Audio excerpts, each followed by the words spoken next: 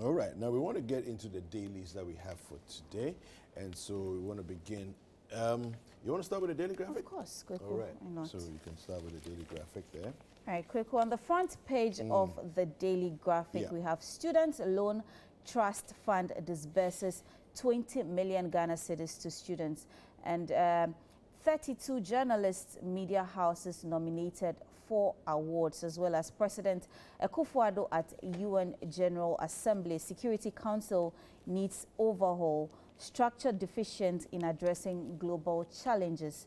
That story is right there on the front page of the daily graphic, and the continuation can be seen on the page 3 of the daily graphic newspaper. All right, we have on the front page of the Chronicle, ex-Hearts goalie and player root for Baumia.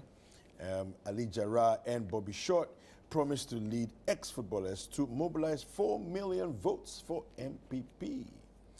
All right, we also have Veep to launch a groundbreaking digital solution for local taxi drivers. We have here EC equipped to conduct free and fair election. President was speaking at the UN. Yagbonrua honors Samuel Jinapo. TDC ready to construct more houses. All right, and the scripture for today on the front page of the Chronicle is, "This is the day that the Lord has made. Let us rejoice and be glad in it." And that's Psalm 118, verse 24. That's it for the Chronicle. On the front page of the Business Analyst newspaper, we have 28th GJA Media Awards, list of nominees released ahead of awards night on Saturday. And also, Africa wants opportunities, not handouts, and that's from Akufo-Addo to the UN. And also, economic development, BOG emphasizes importance of gold as a reserve asset. And there's a story of the ECG boss resigning, as well as Newmont appoints first female chief metallurgist. Right. Okay, so that's what we have on the front page of the Business Analyst. Great. So I have the Business and Financial Times, and on the front page, the big one here is disregard for contract sanctity, a worry for investors. And we have some more headlines here. This strict enforcement of engineering standards set for June 2025. T-bill yields surge as government struggles to meet auction targets. We have enhancing cocoa farmers' incomes and restructuring international bonds bold. This is coming from Stanbic Bank's Karen Kwating. We also have here the leadership void. Leadership starts with you. It's a feature in the paper. Another feature here, and I end with that, is World Tourism Day 2024, Ghana's unwavering commitment to sustainable tourism and peace. So those are some of the headlines that we have on the front page of the BNFT. All right, so let's do some online stories now as we head on to ChannelOneNews.com. And the stories making the headlines there. Mortuary workers begin indefinite strike over poor working conditions. Wow. And Isikado Ketan, a free-for-all battleground as Jogate exists, as well as election 2024, address discrepancies in voter register or Heninto 2 EC. Western region tops list of Galamsey hotspots. Freelance journalist reveals. Dubik Mahama resigns as managing director of ECG. 11 Democracy Hub protesters to remain in custody as court adjourns bail hearing. Also, Ghanaians rally at UN headquarters, demand release of protesters. And peacekeeping is not enough. Let's address poverty, inequality. This is coming from President Akufo-Addo to the UN. All right, yeah. Let me give you some headlines from citynewsroom.com as well. All right, and we start with CHUSAG to withdraw services on Friday. And mortuary workers to strike today over poor working conditions of service.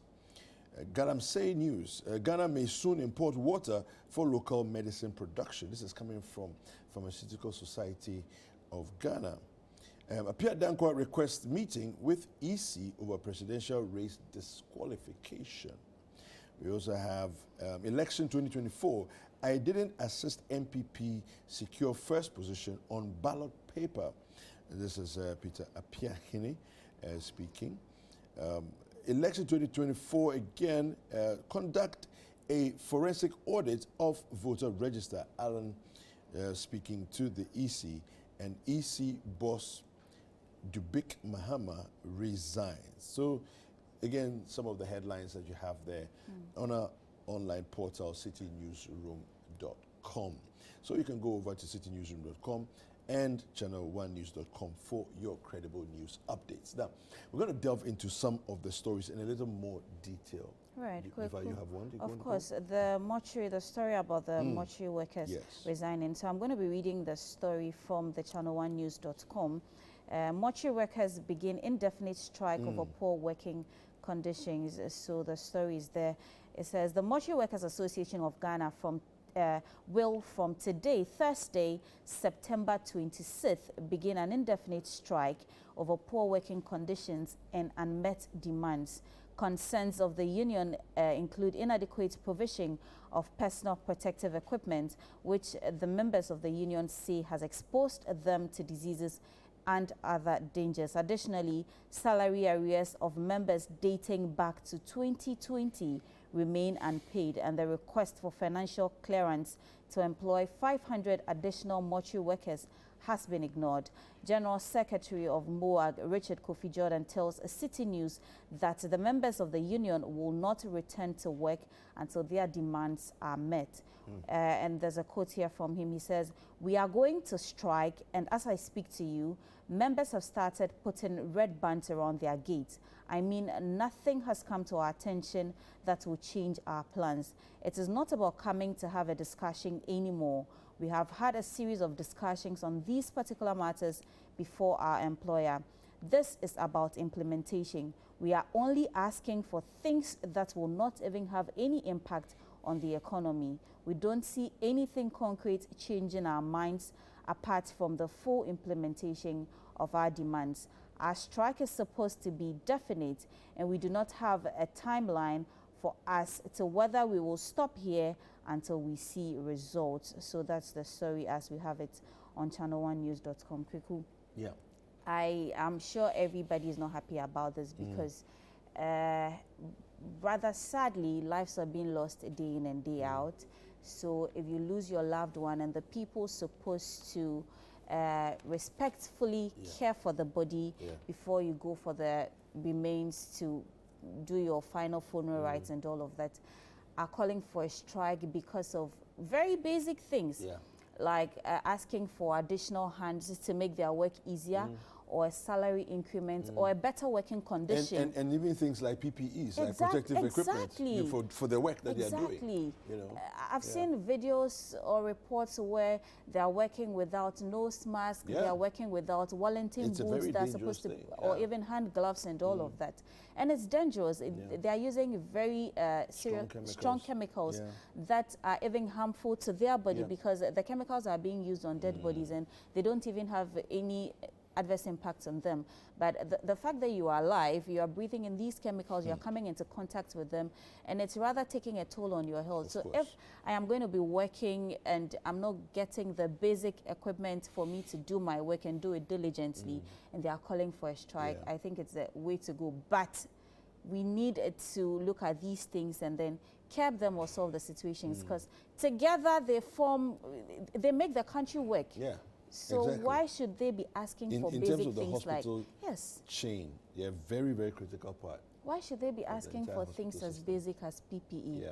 I've seen reports where how they even dispose their water or the channel through which the water goes through is appalling.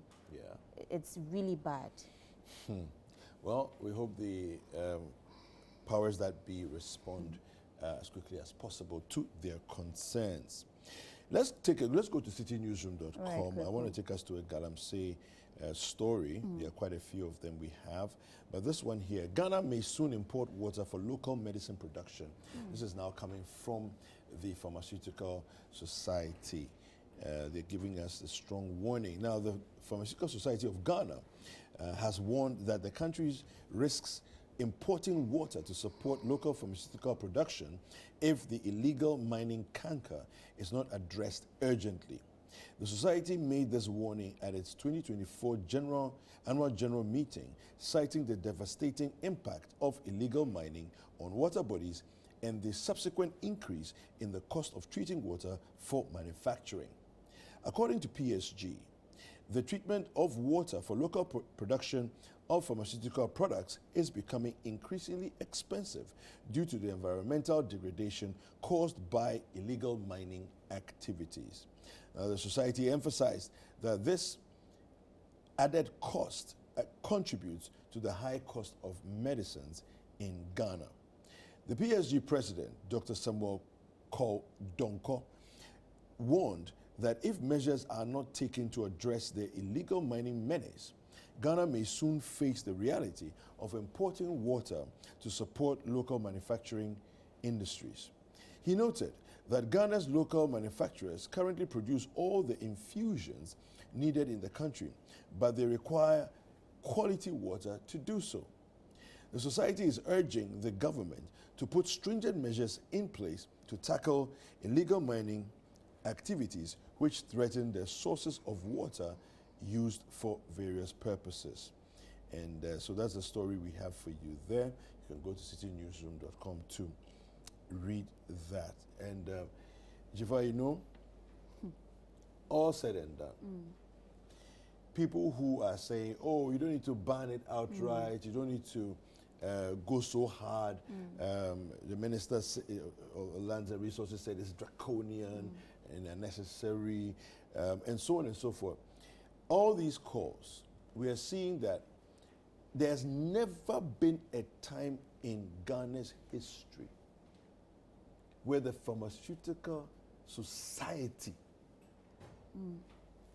felt that because of Galamsey, they were going to be so challenged to get water for production of medicines that they came out to speak boldly against it and ask for stringent measures. There's never been a time where Galamsey was so out of hand. So those who are saying that Galamsey, it has been like this, this is not strange, it's not new. No, you need to come again, really, because the kinds of bodies, organizations that are calling out for a stop to the nonsense of irresponsible mining is unheralded. We've never had this before. And so we need to pay heed, because the responsibility is on the leadership of the country to ensure that we do not find ourselves in a crisis worse than it is today. It's important. We have other stories as well. I don't know if you have any you want to read. Of course. Still on some Galamsey issues on ChannelOneNews.com, there's a story that says abandoned Galamsey pits breeding mosquitoes in communities, and that's by freelance journalist, and the story is by Letitia Osei. So freelance journalist Edem Srem has issued a stark warning about the dire consequences illegal mining operations known locally as Galamsey are having on communities. He links these activities to a sharp rise in mosquito breeding sites, significantly increasing the risk of malaria transmission and other waterborne diseases. Srem explained that irresponsible miners often leave pits uncovered, creating ideal conditions of mosquitoes to thrive and putting the lives of residents at risk. He pointed out that the areas such as Ayurim-Free, Bogoso, Wase Kopong, Dadieso, and Akonsai are particularly vulnerable to the health risks associated with Galamsey's environmental impact. Speaking in an interview with Bernard Avle on The Point of View on Channel One TV, Srem highlighted the tragic consequences of these abandoned mining pits, including the death of children in affected communities.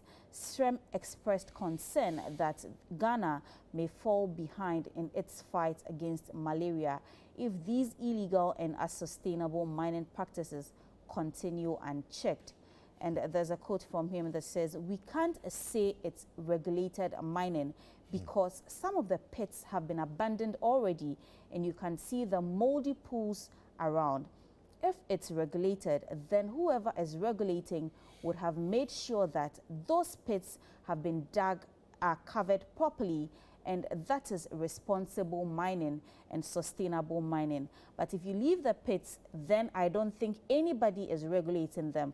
And that is where the problem lies. Because you have children play around and some of them fall in the pits and die. And these pits, mosquitoes like muddy pools, and it means that very soon we will be having a lot of malaria cases. When the National Malaria Control is fighting to eliminate malaria completely, but illegal mining and unsustainable mining are bringing mosquitoes back to these communities, and we are lagging behind in the fight against malaria.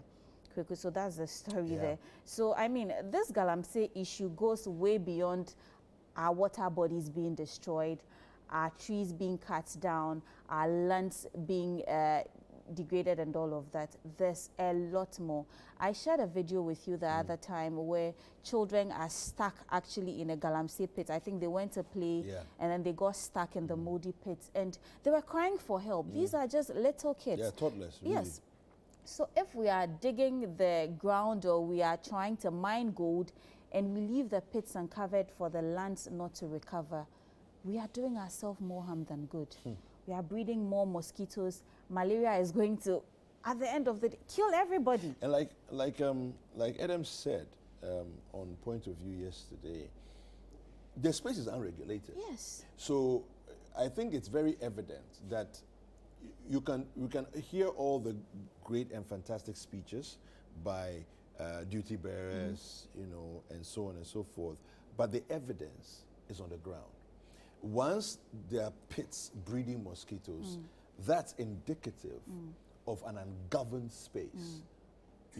Yes, people are handing out licenses, but that does handing out a license doesn't mean the space is managed. Doesn't mean the space is governed, right? Handing out a license is the easiest part of the entire chain of the work and responsibility that is on the shoulders of duty bearers, right? We have DCEs in these communities. We have the minister. We have regional ministers. We have all different levels of authority and power to be able to deal with the menace. And we know that the pits are supposed to be covered once you're done digging. And we know that we are supposed to plant trees to reclaim the land and to make the land useful again for farming purposes and etc., right? We know this. So once we are not doing that, then really the space is ungoverned. And that's what we're calling for. A stop to irresponsible mining. Irresponsible mining simply means that you're not doing it correctly, and the responsibility that's on you to treat the land properly after you have dug and gotten what you want. How you treat the land is also not being done properly. All right? And so this is what we are calling for. Quick one here. This also from Edem Srem. He says, Western region tops the list of Galamsey hotspots. And again, he was saying this to Bernard Avle on the Point of View yesterday. And you can actually go on our portals to watch that, the entire show. Freelance journalist Edem Srem has expressed grave concerns over the devastating impact of illegal mining, commonly known as Galamsey in Ghana. He identified 4 regions, including Western, Ashanti, Eastern, and Western North, as regions as the most severely affected, regions that are most severely affected by this illicit activity. So he actually listed it in that order, okay? He said Western is the worst, Eastern is next, Western North is next, and then, so Western first, Ashanti, Eastern, and then Western North, in that order. And then he said they are halfway, and other regions are a bit scattered as well. But let's continue reading the story. According to Srem, the Western region tops the list with the highest incidence of Galamsey, adding that the Ashanti region follows closely as the second worst affected, with the eastern region ranking third in terms of Galamsey's destructive impact. Now, during an interview on ChannelOne's ChannelOne TV's The Point of View, Adam Srem explained, "For me, I am ranking the regions in terms of illegal mining or Galamsey. If I'm ranking the regions in terms of illegal mining or Galamsey, Western region comes top, followed by Ashanti, Eastern, and then Western North. We have pockets of places in the Ahafo regions, and then the Bunu region and the Bunu East region. Those are not too massive." Okay, and so the story goes on further down to say, according to him, Ayamfuri and Bogoso top the list for the worst destruction of water bodies and forests, with miners operating day and night, even encroaching into towns. And that's the part that really got me, that they are coming into town to mine in town, not just the forest area. They're coming into town. So very soon we are going to have some buildings suspend. Oh yeah, I mean the way it is, we already have people, we have experiencing in places, people's buildings collapsing, yes. you know, roads caving in, buildings collapsing because of this activity. And let me just read this part here. He said other areas plagued by indiscriminate mining include Dadieso, Akonsia, Wasa, Ekropong, among others. Yeah. So this is really the situation that we find ourselves in. That, well, the duty bearers, you've been foretold and forewarned, all right? And so it's important for us to do something urgently about this. Sport is next.